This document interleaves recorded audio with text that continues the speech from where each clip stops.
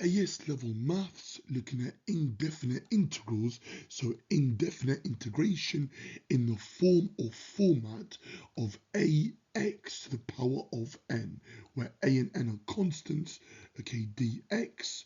The formula that we're going to use is we're going to add 1 to our power and then divide by our new power, with one caveat in this case, that n cannot equal to -1, okay, and we'll get into a separate video, okay, as to why that is, although you might know when you see this, okay.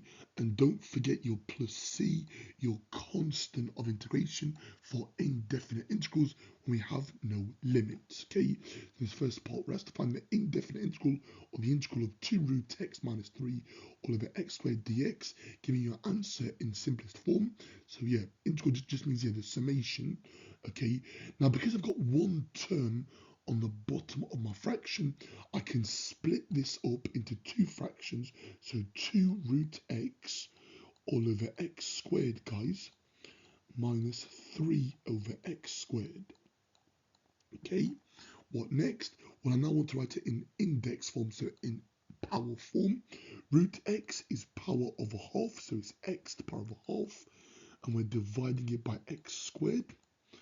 Then here, this minus 3 over x squared, I can write it as minus 3x to the minus 2 dx. Now it's minus 2 because a negative power, remember from GCSE, means 1 over, so it reciprocates it, it flips it, or in case of a fraction, it flips it. Okay, remember, think of your like 3 to the minus 2. That just means 1 over 3 to the positive power of 2, so 3 squared, and 3 squared is 9.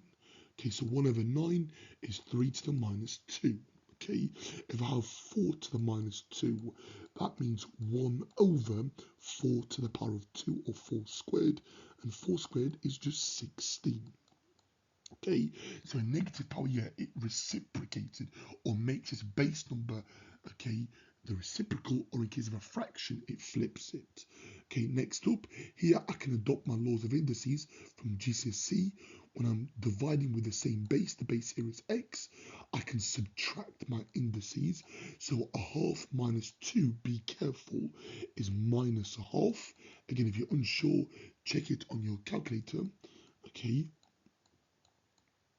but yeah, 2 whole is equal to, no, sorry, minus 3 halves. Sorry, I apologize. Sorry, minus 3 halves, not minus half. I apologize.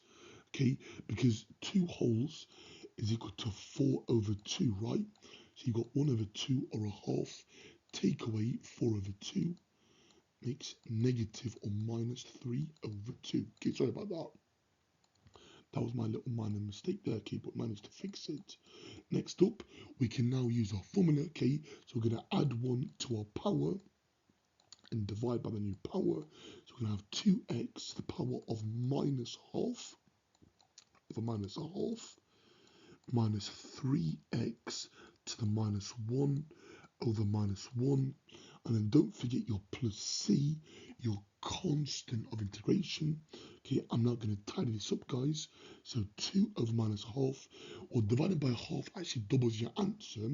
Okay, and I'm going to negate it. So it's minus 4x to the power of minus half. Okay, minus 3 over minus 1 makes positive or plus 3x to the minus 1, and then plus c. And that's our answer for this first part, okay? And that is how we do integration. So we write it in power form, so in exponential or index form, in the form of a constant times x to the power of n, okay? Once we do that, then we adopt the formula, okay? I can now, yeah, okay, look at part.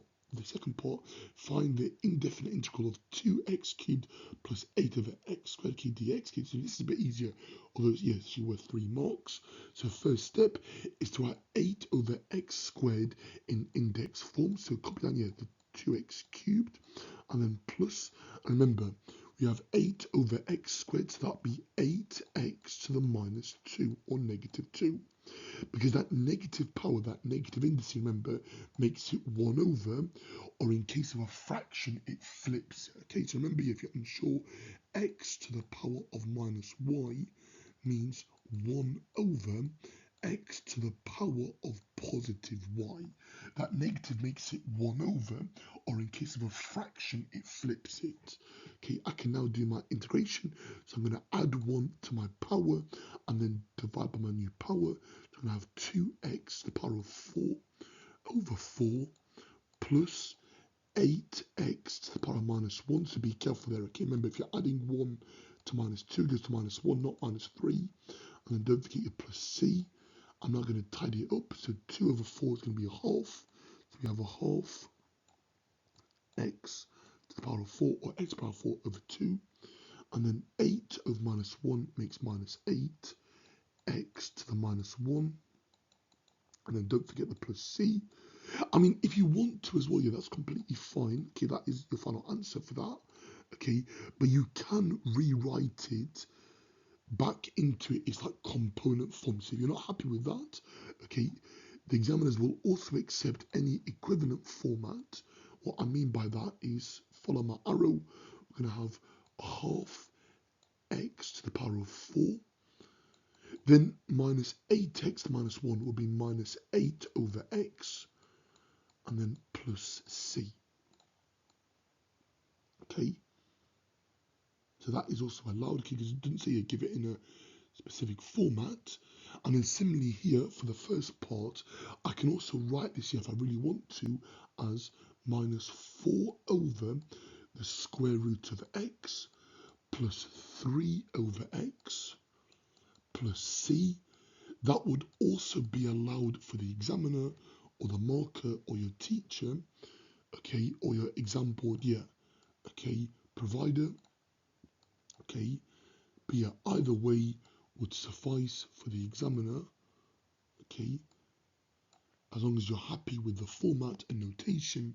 Remember, yeah, that a negative power makes it 1 over, or in case of a fraction, it flips it, okay.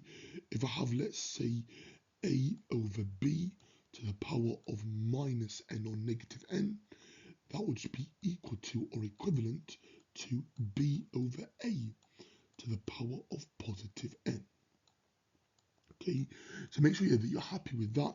Make sure you're happy as well, yeah, with power of a half in maths means the square root, power of a third means the cube root, power of a quarter means the fourth root, power of a fifth is the fifth root, power of a sixth is the sixth root, so on and so forth. Okay, but yeah, that is how we do integration. It's the reverse process of differentiation. Okay, so when we differentiate, okay, in general, the power comes down as a multiplier, and then I reduce the power by 1. When we integrate, we add 1 to our power and then divide by that new power.